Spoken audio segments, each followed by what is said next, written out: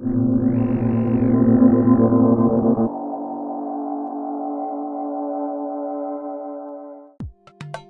that ended up being the reason that I like Fable 2 so much, I think, is the fighting. It was really simple. It reminded me a lot of Assassin's Creed. There wasn't like that much you could do at any given time, but it just all worked so well together, and those few options, deciding on which spell you want to put at which level, and the way you want to upgrade your character, like there was just enough there to make it just really satisfying, even just basic combat.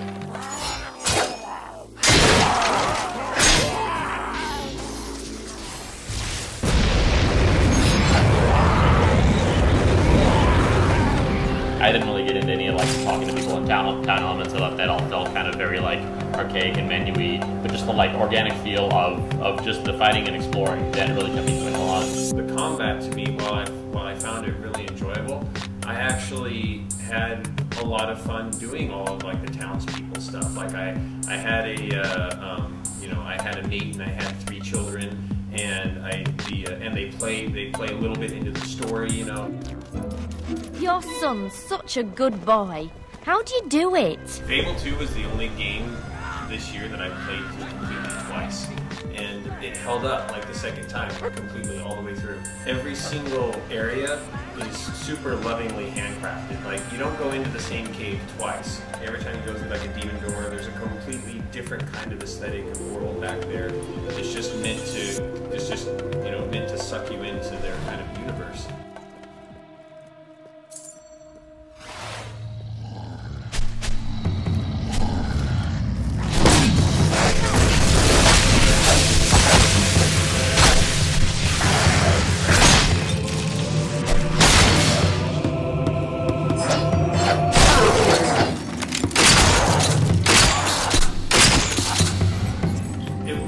The game that was way closer to its promise than I thought it was going to be, and maybe that was one reason why it just kept pulling me back in. Same about the game.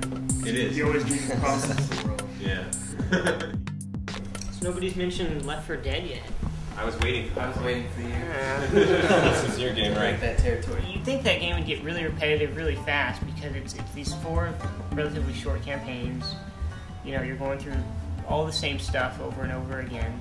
But it's really fun playing through all those campaigns over and over just to see how the game's gonna work, like what it's gonna throw at you this time. That game was really good at putting you in a situation, because when I play like Dead Space or when I play like a role-playing game, like I don't really feel like I'm like saving the world or I'm on this spaceship like shooting aliens and like whatever. I just want to get more ammo. But like when I'm playing like Left 4 Dead, I was like, holy fucking shit! Oh my god! Oh my god! Oh my god! Here they come! Like, I was like, it felt like I was in a zombie apocalypse. I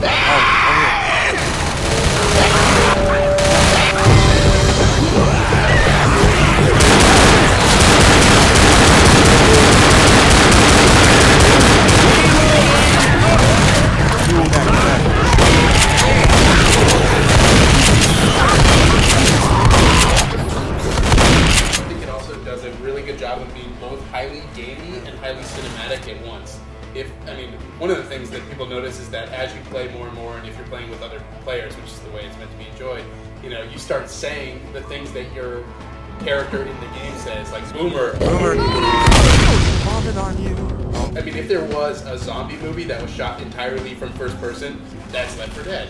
You never know what's going to happen, and you're really stuck in the middle of it. I just feel like it's training. Like when the end of days go, I'm gonna know what the fuck to do.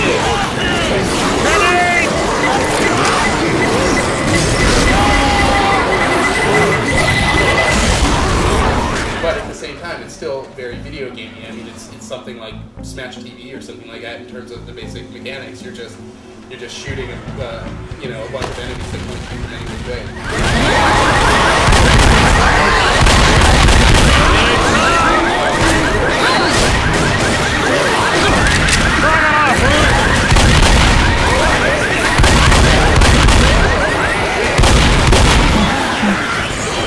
Why they do a good job is because they create traditional shooter conventions. If you look at Gears of War 2, I really like that, but when you clear an area, you get the sound, the big gong sound. It's like, you know you're done and you can relax. And that's not really, it kind of breaks you out of the mood, you know, even though it's kind of relaxing as a gamer. Where in Left 4 Dead, like I try to explain to people, like, man, you can't imagine this game. You think you have this floor cleared out, or you have this room cleared out, and all of a sudden, behind you, the zombies start bursting in, or through the windows, or through holes in the ceiling or something. I think that's what's really awesome.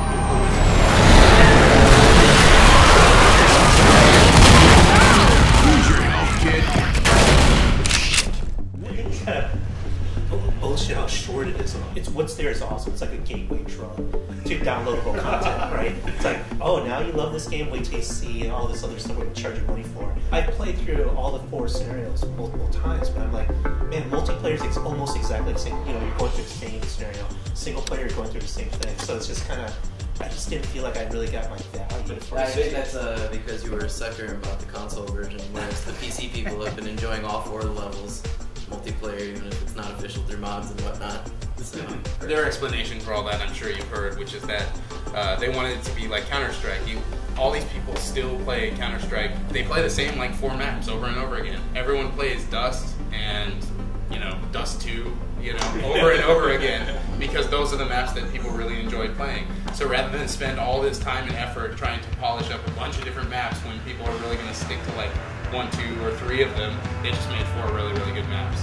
Counter-Strike's like, it's a multiplayer map. When Left 4 Dead, like, there's scenarios, like, that's why I really like it, because I'm like, okay, this is the sewer scenario, this is the rooftop scenario.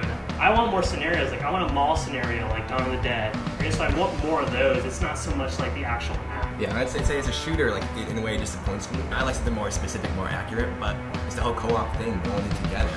That never gets old. And like, well, I'll never like be like, all right, I want to play Left 4 Dead tonight. If a friend invites me, I'll absolutely go in and just have a great time with them. We're unlocking.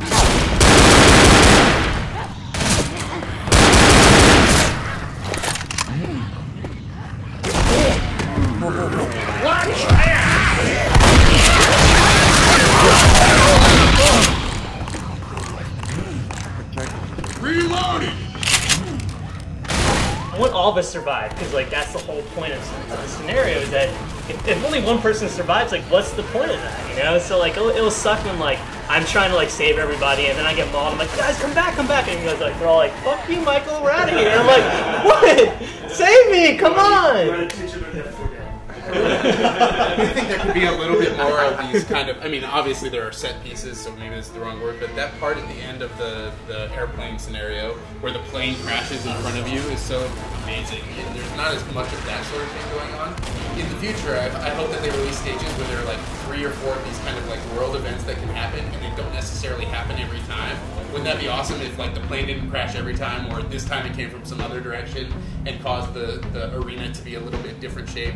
I mean, I just think that the core gameplay is like so good that they could do so many more things with it. I think the AI director is the biggest asshole of 2008. Seriously, that guy sucks. You're in a situation where you're like, oh, well, everything's okay now, and then all of a sudden you're getting pulled back, and somebody's triggered the witch, and now you're getting puked on. Yeah, well, it's like you're like on like a ledge or something, like, oh fuck, it's a tank, and like he knocks you off and kills you. You're like, oh great. For me, it's like there's that construction area in one of the stages where there's a bunch of gas cans lying around. So when I'm playing, I try to get everyone to like put a gas can here, put a gas can here, and put a gas can here before we call the horde in. And then when the horde comes, we're like, sweet, shoot this one.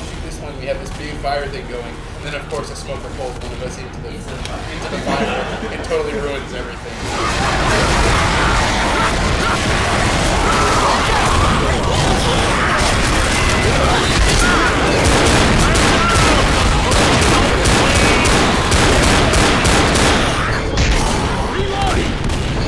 Come on, get up! I feel awful. All this talk of co-op, you know, that's been a big theme this year. And one of my favorite games, and obviously one of the blockbusters, was Gears of War 2. The Horde mode is what really has sucked me in.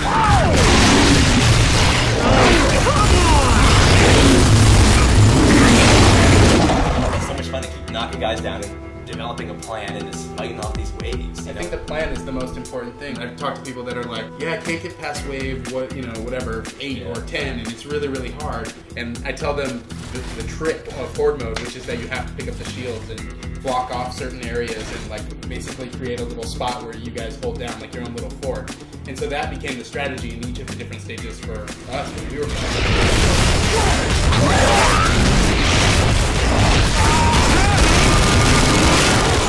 So funny, like, kind of like shit you're saying to each other, like when you're in that kind of like teamwork kind of mode, because you all have like your specific jobs, and like he gets so pissed if someone didn't plant the shield. He's like, "What the fuck, guys? You gotta plant the shield." I actually get fatigued while playing it. You know, once you have it down to a science and you can actually make it through a large number of the waves. Once you fuck it up and you die, that was why we stopped. Was because it was like, oh, we blew it. We worked so hard to get to this spot. We've been playing for 3.5 hours. Well, that's it for today. And I'm sure this is in other games as well, but is the achievement tracking system that pops up every time like you're playing, like if you revive me.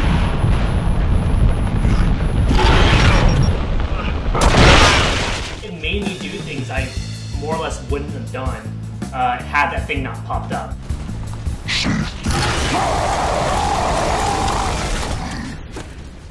I don't know if anyone else in the room even played it, but I just have to give a shout out for, as far as offline co-op. N Plus had the best local co-op of maybe like any game I've played. What about I have to hardly disagree with you. The best offline co-op would totally be Castle Crashers. Yes. Or people, what about Pixel Junk Monsters? Yes, Pixel Junk. Has anyone else played N Plus multiplayer? Like the co-op levels, they're pretty so fun, and It's good if you have someone who's like relatively your skill yes, level. yes.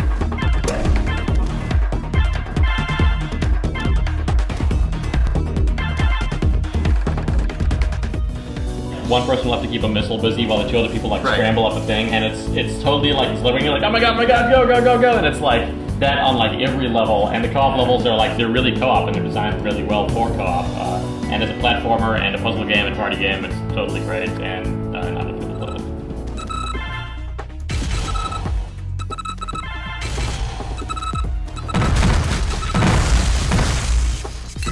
I also want to talk about Order Up on the Wii, because like that's one of the few games I reviewed on the Wii. And The best cooking game on Wii. it is, and it's actually really fun. It really felt like you're in a kitchen, and for someone like me who loves Top Chef and like the Food Network, I thought it was really cool. And it has like these role-playing game aspects where you can level up your chefs and do all this kind of fun stuff. And I'm like, So there's like you level up the entire establishment. oh yeah, It's not like a taco shack with cuisine. and it's weird because like your customers are like this vampire dude and like this hillbilly, and if you make the steak rare for the vampire, he'll like give you more money. It's actually like really creative and fun. Do I frighten you?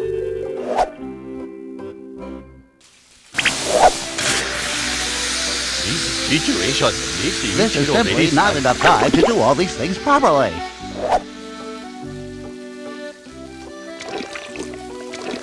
You may congratulate me now. This is a plate that I am honored You will to need serve. protection to look upon the brilliance of my Chef work. of lesser ability is trying to kill Ichiro with fire.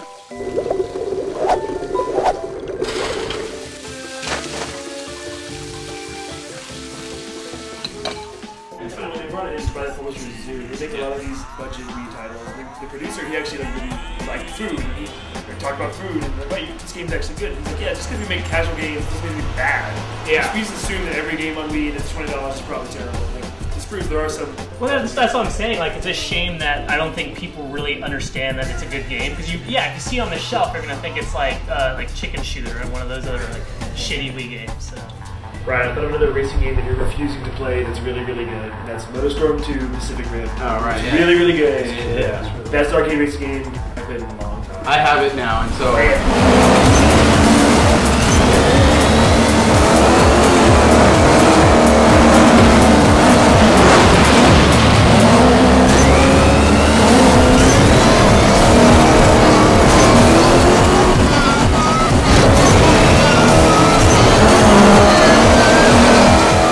There was plenty wrong with And they it. kept everything that was good. But they kept all the good stuff. Yeah. And it still has that the multiple routes and the fact. I mean, multiplayer is amazing when you know that you're tracking someone who's on a completely different route from you. Yeah. And when you duck underneath them and they go Yeah, over sure, you but at the same time, and it's the only game that has racing game that has that kind of vertical.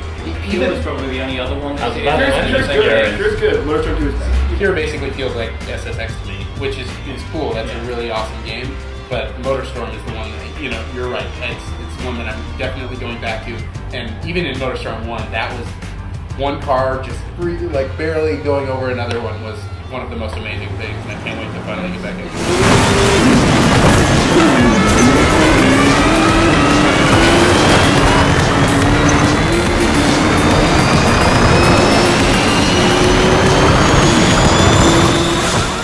Most of them, it's all on an island, and it's got like the soundtrack is like right on. It fits the graphics and the feel of the game perfectly. Like this sort of grungy, like Burning Man in the middle of nowhere. Like they just dropped you into these trucks. It's like, right, go, have at it, whatever the fuck. And it's huge.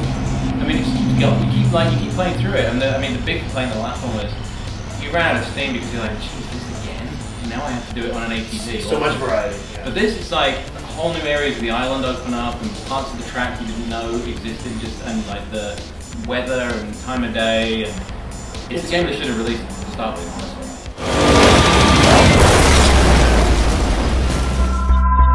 Also, I see in your pile you have Yakuza 2, Persona 4, inexpensive games for PS2 that offer like 100 hours of fun. They're at your fish. Yeah. Bring the Persona 4 evangelist around here.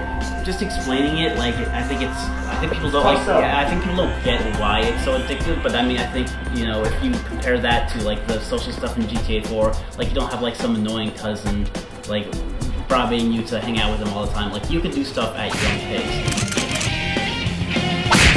It's guarding its weak point!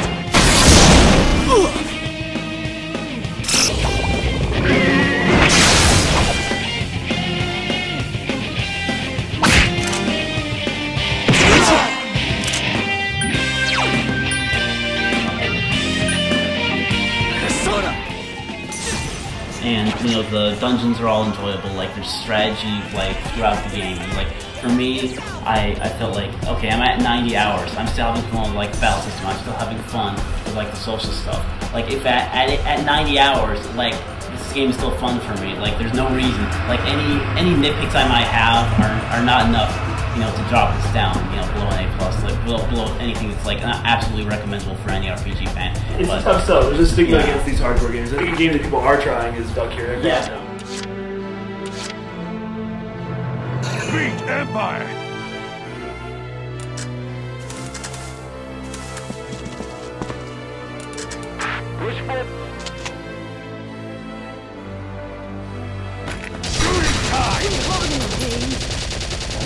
For like 10 years, especially Japanese companies, have been remaking Final Fantasy Tactics again and again and again. Valkyria Chronicles like totally reinvented like the strategy genre and actually added strategy to it. And it looks good. Like, it actually looks cool and pretty and competitive. But it's hard for Japan to keep up with crafters. I mean, for me, the difference between this and the other Japanese strategy RPGs that are out there is this one has strategy. Like most of the Japanese strategy RPG games, even the good ones like John Dar, it's not really about strategy, but it's about like leveling up your guys so you can take on this big monster. Here everyone levels up like in the egalitarian system, where like your snipers will level up, your scouts will level up, everyone will level up individually, so that totally you can relax and actually focus on strategy. Hopefully it'll have legs, and as people buy PS3s, they'll find it as like the first go-to RPG. Yeah. I haven't finished it yet, but I really do want to finish Yakuza for that exact reason. Yakuza 2, because the Yakuza is like one of the few Japanese-made games where the story hooks me all the way, and I really, if it was shorter, if it didn't take so much time, if we didn't have so many games to play, I think that's the craziest thing about this year is that we have a stack of giant games on the table, and I could have bought like maybe 3 of those and been fine for the 3 Christmas months or something like that if I had chosen wisely, like Little Big Planet and Fallout. There's so many great games that really do have just reams and reams of content in them. It's mind-blowing, really, how far we've come in the past 20 years. I mean, think of what the games we were playing when we were kids and think about what they're like now, and it's just incredible. Thank you. Thank you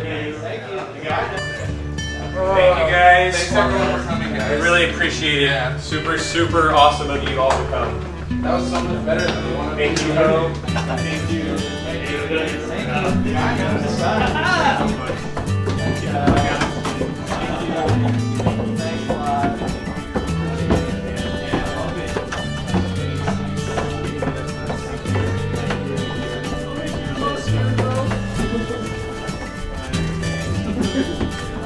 That's like that. Enjoy. sir.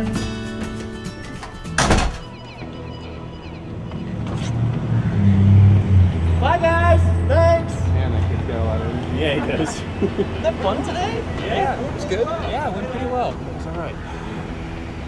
We need sound equipment, though. Yeah, we definitely need sound equipment. He needs sound Super need sound equipment. It was super cool of them to come by. Yeah, I really like seeing everyone. We might be able to do this, you guys.